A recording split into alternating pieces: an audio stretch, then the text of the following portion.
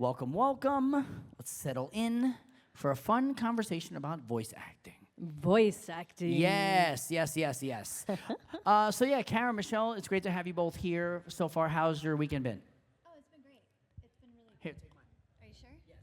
You figured that one out? It's been really good. I mean, anytime we love coming out to conventions because we love meeting fans and we love hearing how the shows affect you guys. And no, it's always a really good experience. And Richmond's beautiful. Yeah, it is very, very nice. And Michelle, what about you? Yeah, I ditto.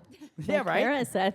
Said it all. I mean, you know, it's fun to travel and see our country, and it's super fun to get to meet fans and just get to find out how they feel about stuff, Of course. you know?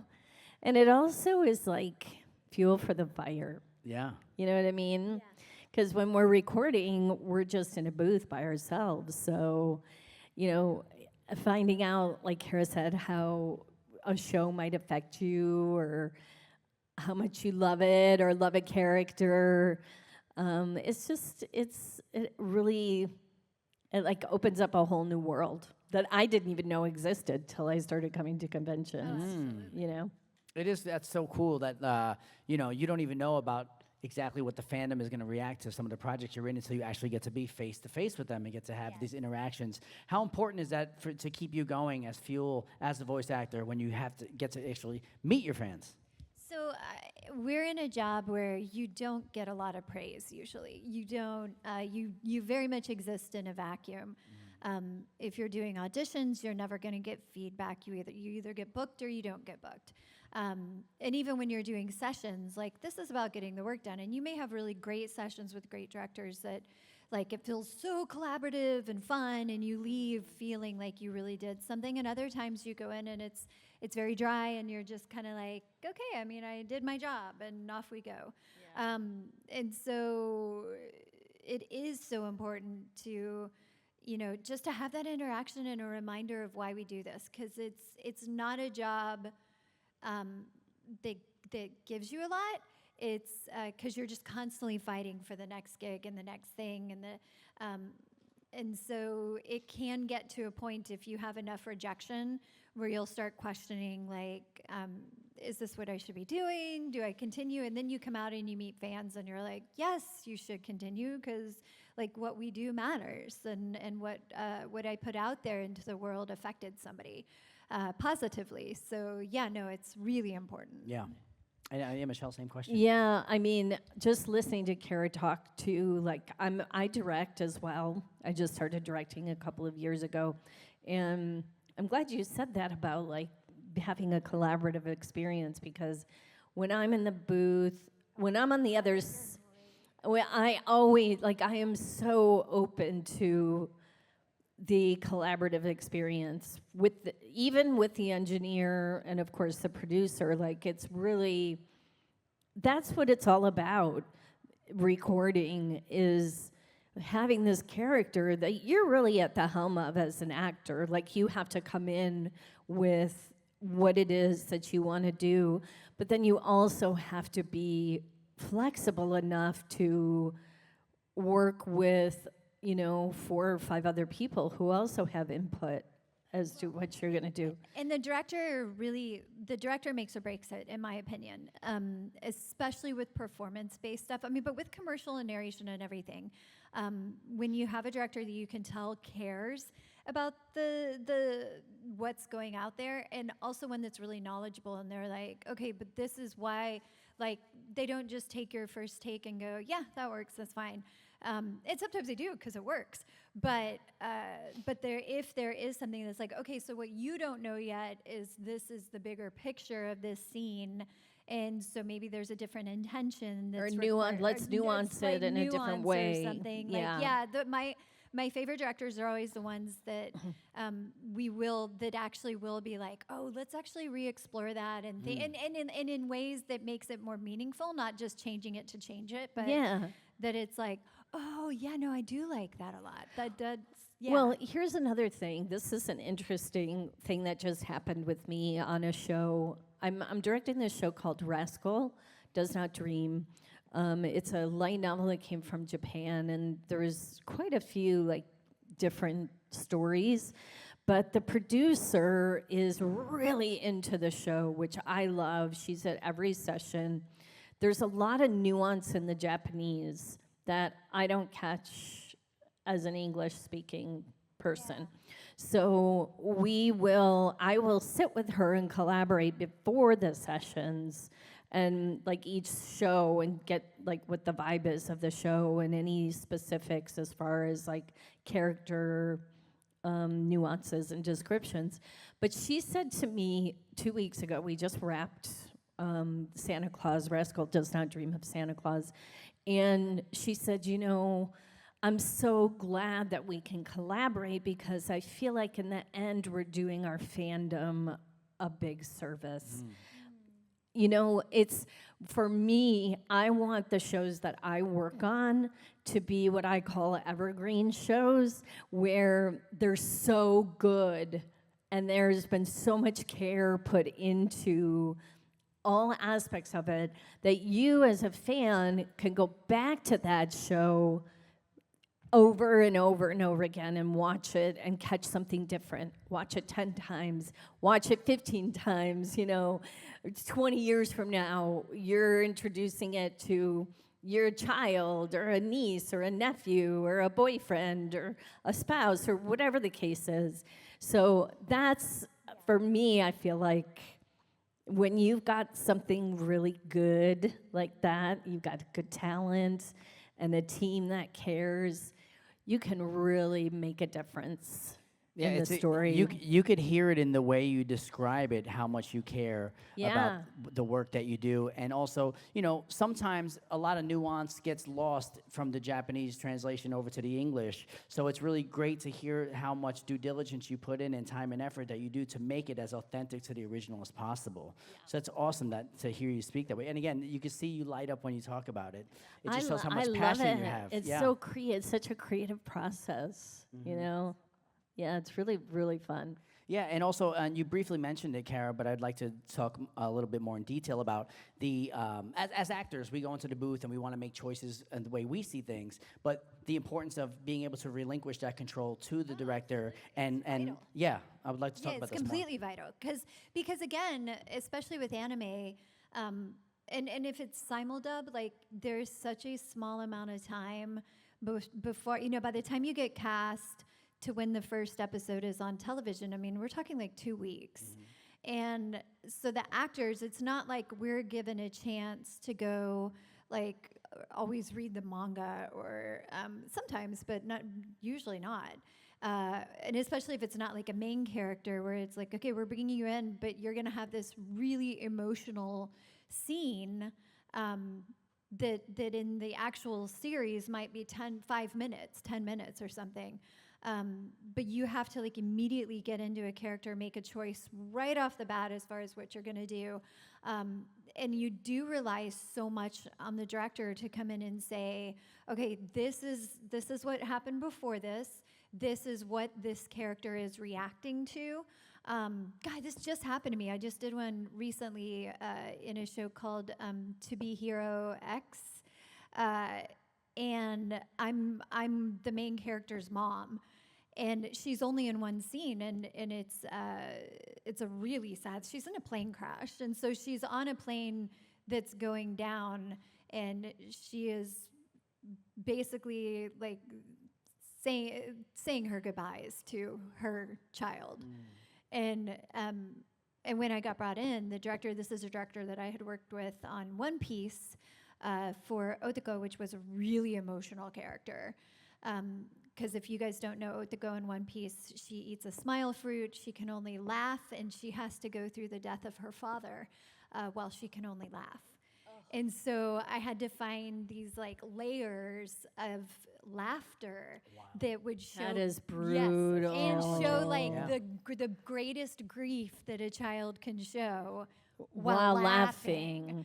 And she goes through all of these emotions. There's brutal. Hunger, there's guilt, and I had to find every little, and so when Emily brought me in for this really, really, really minor character, and she said, I saved you for such a minor role because I needed an actor to come in and really, really sell this gut-wrenching thing in such a short time, and she's never going to appear again. And in which, of course, I'm like, I mean, I could do the main character too. But it was fun to, like, in such a short time, I mean, you just got to go there. And so being an actor is being fearless and trusting the people around you to make sure you don't screw it up.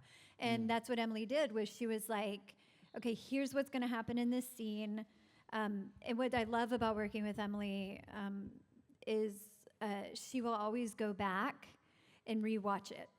So at the end of the session, she leaves enough time where we go rewatch everything, and we're like, hold on, we could actually tweak this or do this little thing to make it even more like, and it does. That matters so much. It's vital in the process, because you can't, if you don't trust the people around you to have your back, you can't be completely open and fearless. Yeah. That's really good words to live by. And you mentioned, working with Emily as someone you've worked with in the past. Yeah. So there's already a familiarity between you two, and you already have that trust built up. What is it like when you're working with someone that you haven't worked with before? Do you walk in with the same mindset? And also, to attack onto that, when the client is present, what is... Oh, man, that changes everything. Yeah. So that happens a lot, especially more with, like, commercial stuff.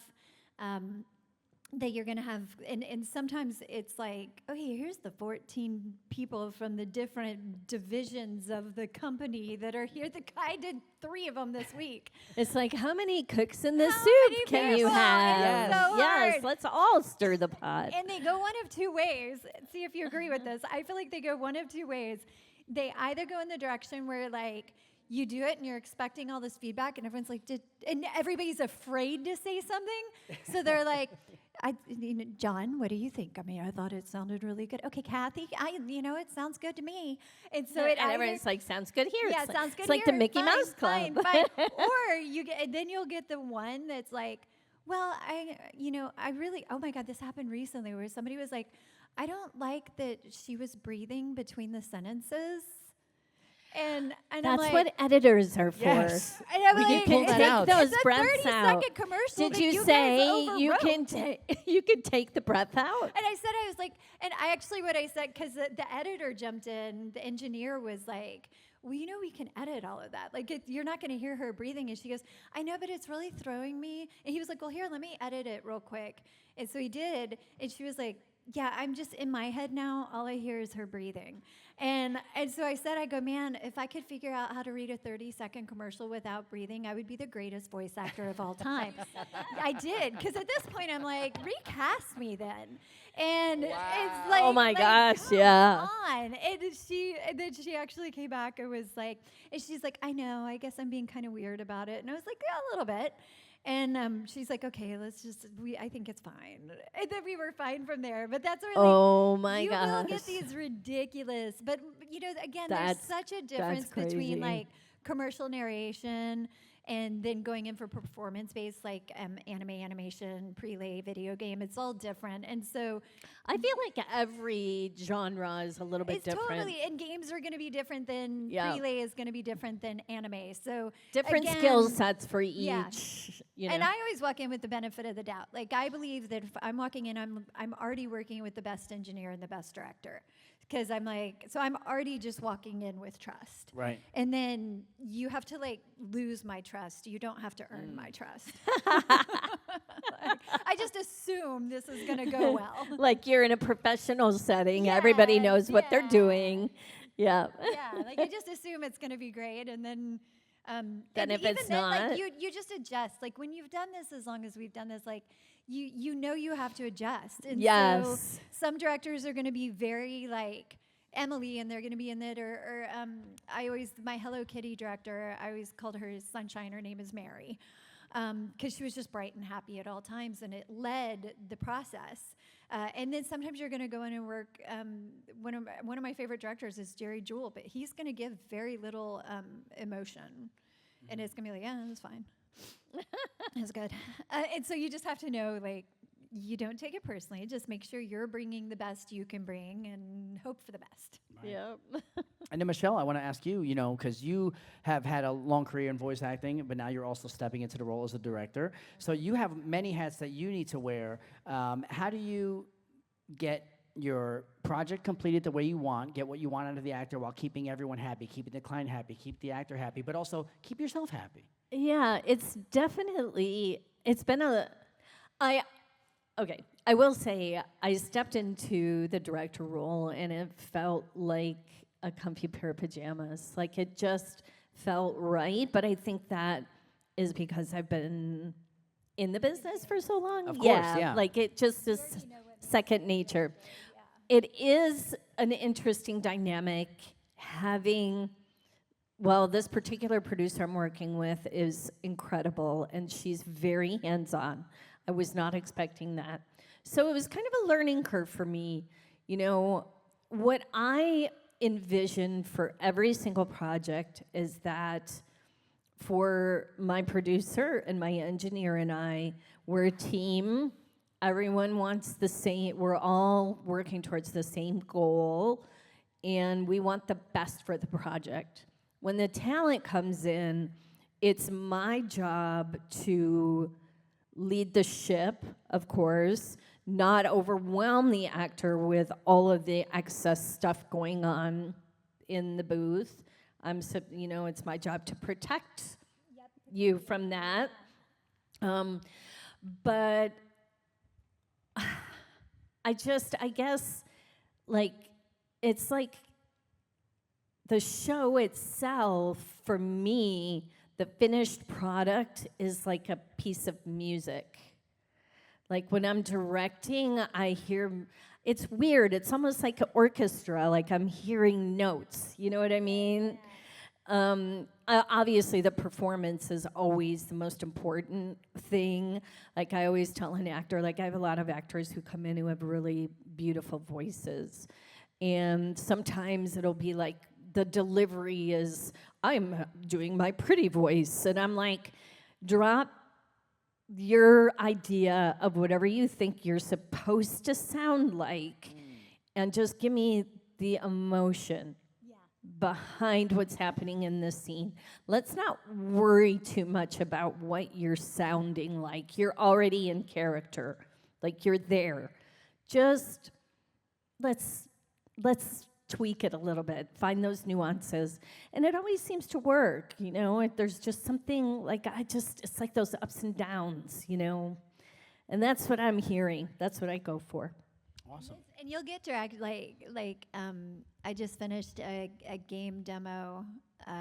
If you have Steam, go play. It's the Rusty Lake series. The Servant of the Lake is a new demo, and oh my God, it was so much fun. What's it called again? It's Rusty Lake. It actually just made the top Steam demo during their thing that they, and it's called The Servant of the Lake, and it's only a 15-minute demo. My kid and I did it together, and literally one of the best things I've ever played. It's a puzzle game. It's very slow. Oh, I love it's puzzle puzzles. games. You have to figure out all the puzzle pieces, and it's the voice acting is beyond. But anyways, when I did that session, she's one of my favorite directors to work with. Her name's DB Cooper, because she has ways of describing things that are so visceral. They're so she puts words together to describe what she's looking for that you almost have to it's like, what does that even mean? but it makes sense at the same time. She'll say things, You have to decode it. Yeah, and she's like, it's like soup, but not watery. Or she'll say things. So that stew? Yeah, but you're like, wait, I actually get what you mean. Sink into it a little bit, but don't fall. And so she has these descriptors, and so you have to kind of quickly get to know the director and be like, and I think trust. the director really has to get to know. For me, I feel like each actor Probably has their directs own different, right? language. Yeah, You psychologically or intuitively, as a director, you have to find words that fit each actor.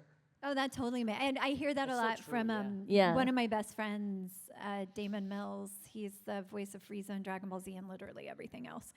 But he's a director. He directs all of us in Dragon Ball now, all the games and everything. And he has talked about that with me before. He's like, some actors you can almost just like sit back and let them act. them And do he's their like, thing, some you yeah. have to do a little more with, and some you just basically know you're gonna listen to their whole life story. And such. He's like, so you're gonna just have to like schedule accordingly. And, and I've know- actually directed Damon. Oh my God, he's hysterical. Oh my God, he's one of the most talented humans. Yeah, he's so the funny. first time I met him, he was a kid, and he came into Funimation for a tour, just because he was a huge anime fan. Wow. And I remember he was like, I hope someday I'm a voice actor, and I'm like, I hope so too, little boy. And now he's like one of my Cut best to. friends. So, yeah, I mean he was like 16 or something. Oh But, my gosh. and now he's top of everything now. One of the things that I like to do with these voice actor roundtable panels is have an opportunity to. It's really a square table. It is. It's a rectangle. you're Yes. right, It's It's a a voice rectangle. actor square Rectangle. table. Yes. I like to take the opportunity to dispel some of the, not rumors, but dispel some of the misinformation around voice acting. So first off, I'd like to talk about the importance of physicality in the booth. And a lot of people just imagine you're just standing there not doing anything. No However, way. when you look at the character on the screen and you see they maybe stand like this or something, how important it is to incorporate that physicality into your performance so that it reads on screen. It's everything. I mean, you can't hit the mic, so there's a limit with Right. what you can do, and you have to stay on mic. But the character development, it is. I started in theater, and so this is something Emily Fajardo always jokes with me. She's like, "You act with your face," because I have to. I have to be able to like. It's got to come from something within. And posture is everything. I'm going to stand different if I'm voicing a little kid versus if I'm voicing a grandma, which I do both. And it's mostly lung capacity. The older you get, the less lung capacity you have, and so you have to bend a certain way.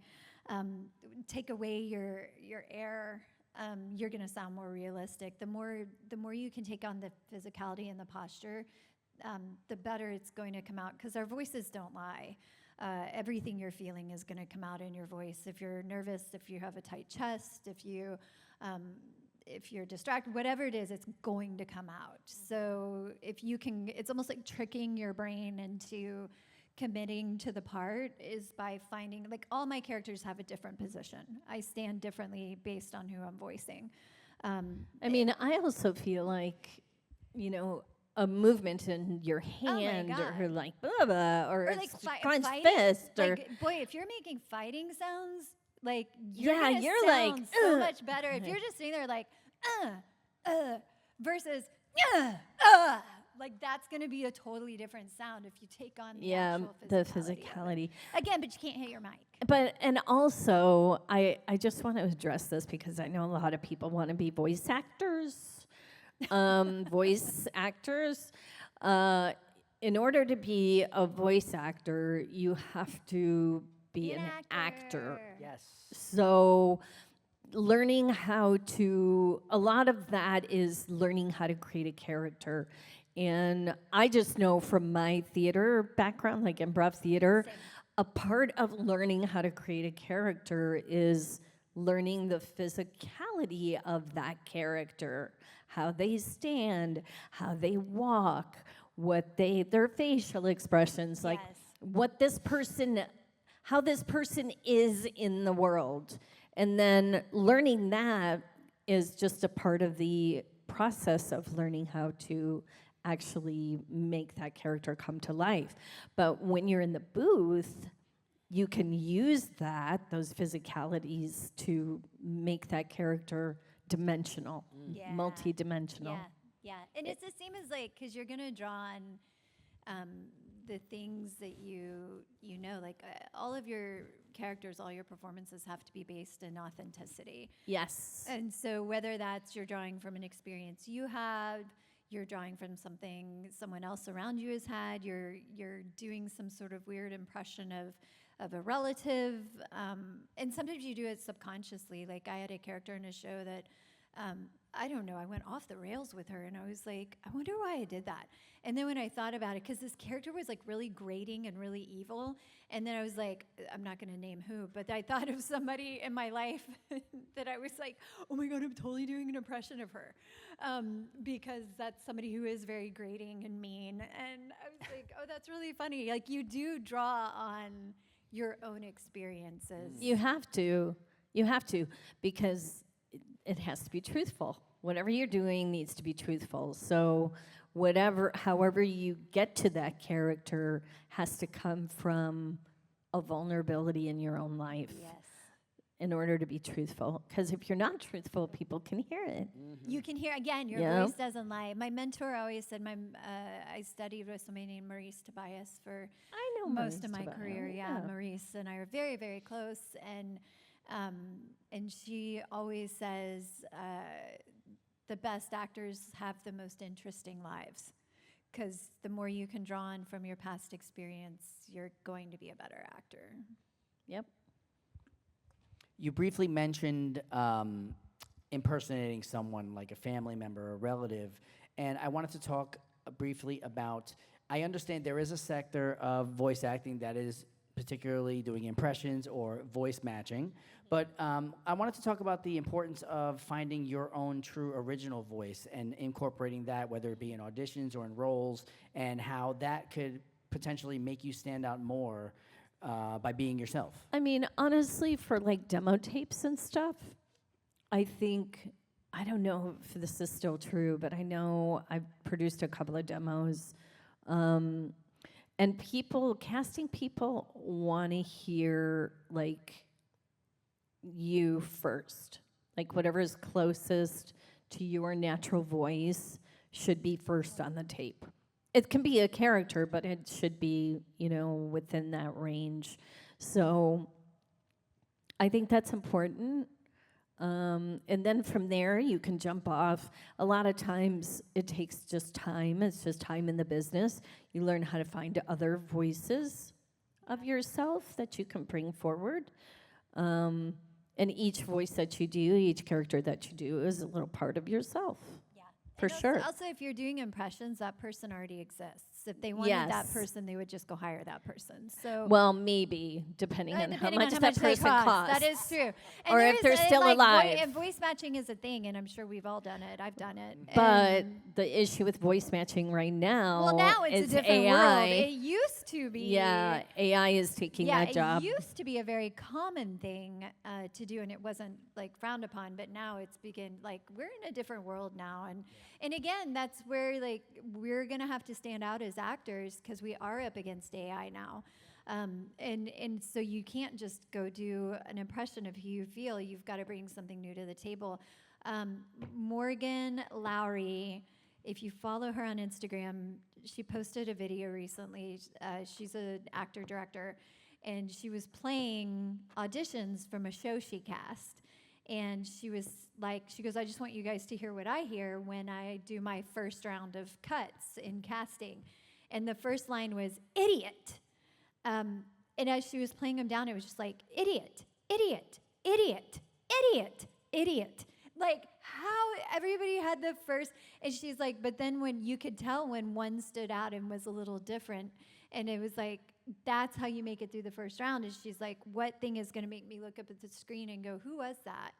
And whether it's like switching your lines around or you decided, instead of just going, idiot, it's like, yeah, idiot. Just one little thing that can make you sound a little bit different. And in the world today where everybody's a voice actor, you're up against hundreds and hundreds of people for every role that you do. And so whatever you can do to sound like, and when you have I don't know if you run into this at all, but I have an everyday voice. I don't have an unusual voice. Yeah. And it's something that I have to overcome all the time is they're like, well, I'm not going to represent you or I'm not going to cast you because you just sound like everybody else. So what makes you different? So that means I actually have to step up tenfold with my auditions and make them different, make them something that they go, oh, that's interesting. And it's hard. It's very hard. Yeah, Gosh, the industry has changed so much. It's so it's different. It's so different. It's so different now. Yeah, I mean, I've been at it for, gosh, 25 years. Okay, and I'm 28. In So, LA, yeah. right? So Not in LA, but Dallas and around. But my first voice acting gig was 28 years ago. My first paid, because that was when I worked for Disney. And so I worked as a voice actor for Disney, salaried. But my first actual paid voice acting job was Dragon Ball Z. Okay. And so that was 2000, so 25 years. 2000s. Yeah, I'm trying to think. I did my first anime probably 1998 or 99. Okay, so right before. So it's Yeah. the same thing. Like, and it used to be there were so few of us that you almost got cast by default. I know, but now Now there's so many, and even like through most of the career, it was like, well, we trust her and we know she's good, so we're gonna cast her. Yeah. And now it's like, prove it. Yeah. Or like, oh, there's someone that'll do it for half the price, Yep. and they sound just as good. Oh yeah. And it's wow. And there's also, and this is a good thing, I'm not saying this is a bad thing, but there was a movement to be inclusive to POCs. So if there's a person of color on screen, now producers will cast that, they will cast according to what you're seeing on screen. Yeah. So, and it never used to be like that. Yeah, I was actually last week, I was speaking to Greg Baldwin, who voices Uncle Iroh on Avatar. And he's like, I would never get cast for this today. Oh yeah, no, and there's I have a character, and I talk to fans about this all the time. It's Chihiro from Danganronpa, one of my all-time favorite characters that I've gotten a voice. And the reason that I love them so much is because of the way that this character has affected fans, and the fans that come up to talk to me and say, like, I never felt comfortable coming out until I saw this show. And if you guys don't know the show, this character is trans, and so I get to meet the most amazing people. Because of Chihiro. But the truth is, if that were cast today, I would not be cast in that role. No, they would cast. They would cast someone that was representative of the character. For sure. And if that character were to come back for any reason, I would relinquish the role, and which would be a knife to Be my awful, soul. I know. But that's just a fact. So it's like, I'm glad that we've evolved all that. We've evolved so much, and we understand things so much better. It is different. Very different. Very different. But good. Yeah. It needed to evolve.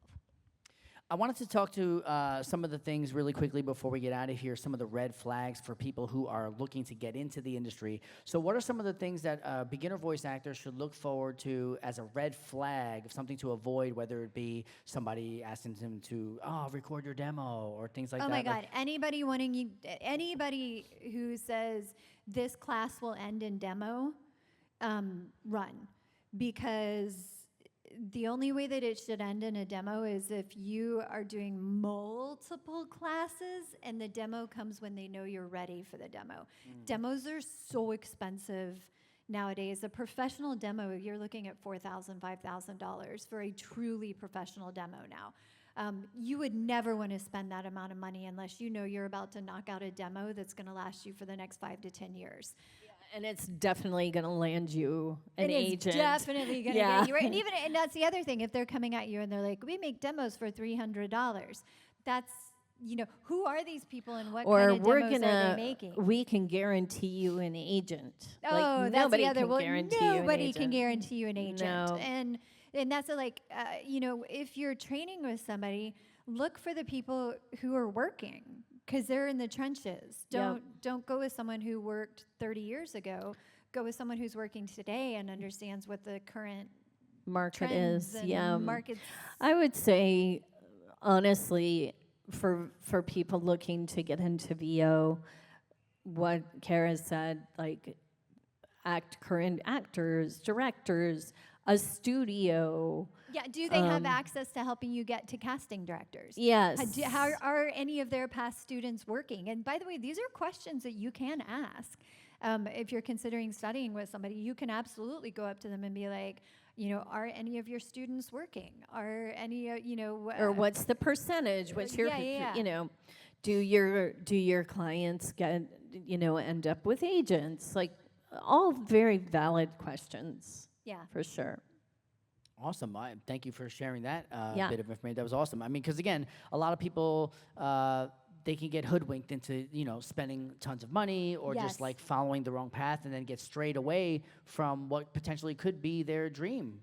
But some people get scared away because there's a lot of people, snakes out there in the industry who are trying to take advantage of them. Yeah. Well, and there's also so many coaches. Sorry, I don't want to cut you off. No. There's also so many coaches that are that I've been seeing lately that are like, I've been in 3 anime and now I'm coaching, and it's like, oh man, I see some real green and new people that I'm like, unless you've truly been into the trenches and For at least like 5-10 years. and really understand like what it's going to take, and I'm seeing that a lot now, and I'm like, oh wow, I don't know that I Yeah. would want to spend that money. Yeah.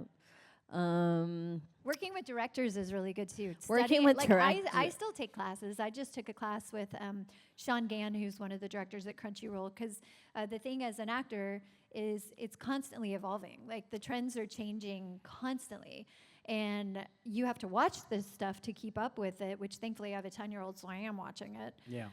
But I'm really glad you brought it up because I wanted to talk about the importance of continuing your you education constantly and never stop have learning. to. Like I literally just took a class with him because I called and I said, hey, will you listen to my auditions and see if I'm still on track with what's current right now? And he actually called me out and was like, he was like, you're still hitting a little too traditional anime when we've switched into more natural voice. And he said, so I need you to drop down into your natural tone. And honestly, I started booking. Like I got like it took 1 hour. We literally talked for 1 hour, and he was like, nope, this is what you're doing wrong. And then I moved on. But it's like you do constantly have to be checking yourself and be like, okay, what is happening right now?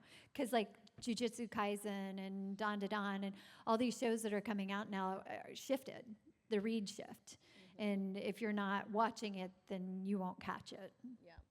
Yeah, there's definitely a shift more towards natural reads, for sure. For sure. Which I like.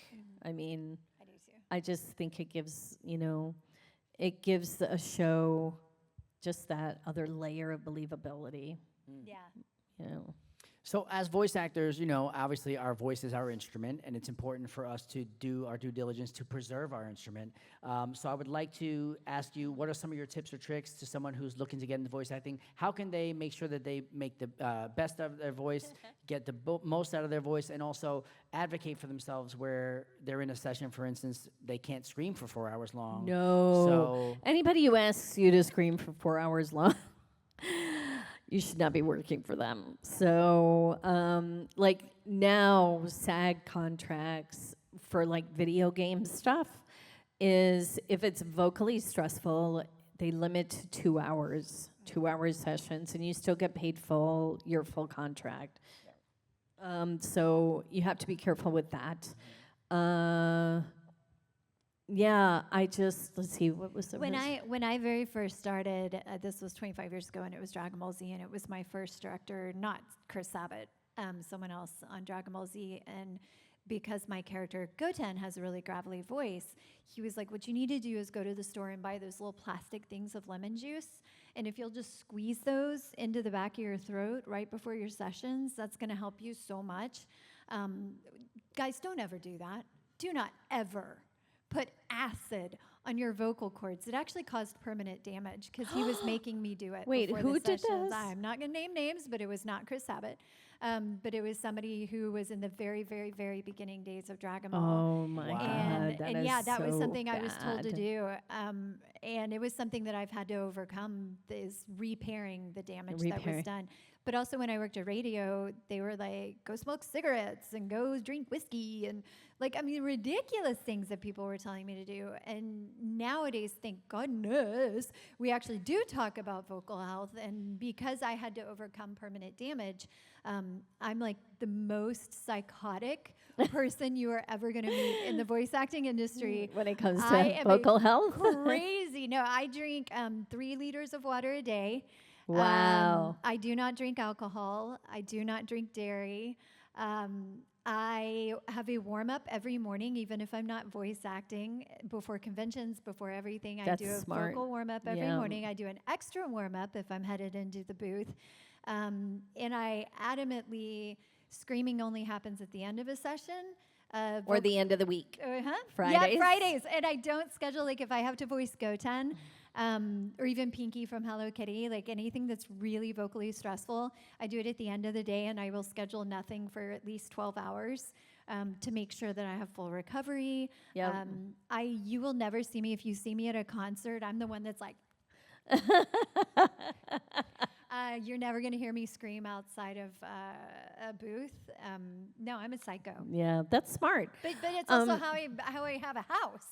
So, like, I have to do that. I see myself as an athlete. I'm an athlete. Those are your, that's like your golden.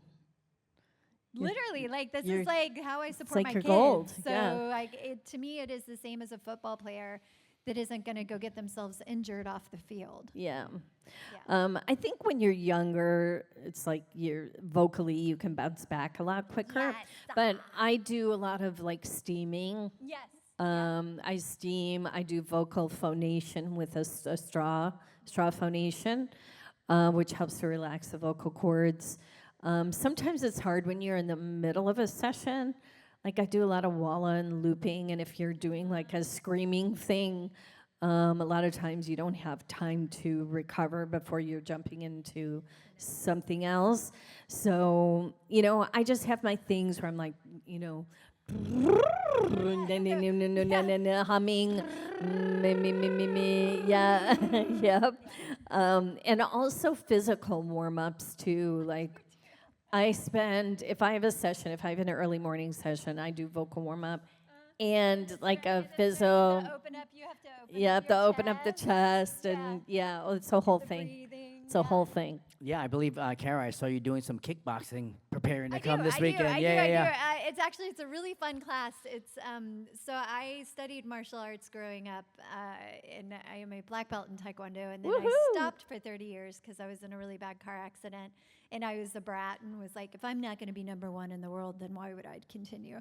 And now, as a much older adult, I have found this class. It's like a HIIT workout / Taekwondo, so it's harking back to like my younger days, but it is important to keep the like aerobic, I guess, but without doing aerobic because like I'm older now. But it is about your breath control. Like I have to be able to keep my lung capacity good. It's also good practice to like actually hit things. And to be hit, because that's like, oh yeah, that's what that feels and sounds like. So I think it does help me in the booth to seriously, I've been kicked in the lungs. I know what that real. sounds like. And so, it was funny, I posted a video and I was like, I'm getting ready for the convention. And they actually took the video because I wanted to see my feet. Which I was doing a terrible job, but don't look at my feet in the video. Well, you definitely didn't do a terrible job here at the panel. This has been absolutely amazing, very informative, and I appreciate answering all of my questions. If you have any questions, please visit them down at their tables. They're here for the rest of the weekend. Any last words, Michelle? That's it. Come see me. I am in cosplay today. I will not be in cosplay tomorrow. You're in cosplay too. I'm in cosplay too, but I did a twist. I love to cosplay Videl. But I was like, but it's an anime and a horror convention, so I'm Videl with horror. You're like a mashup. Yeah. It's perfect. Just My like this mashup weekend is an cosplay. Animate and Nightmare mashup. I love it. Well, thank you so much, Kara Edwards, Thanks, everybody. guys. Michelle Ruff, big round of applause. Thank you. And then also, I think we're going to do a selfie with everybody in the audience, if that's cool. Yeah. Yeah, Everybody, you got to come come on up to the front. Be a part of this photo, okay? Come on up to the front. Thank you, everybody.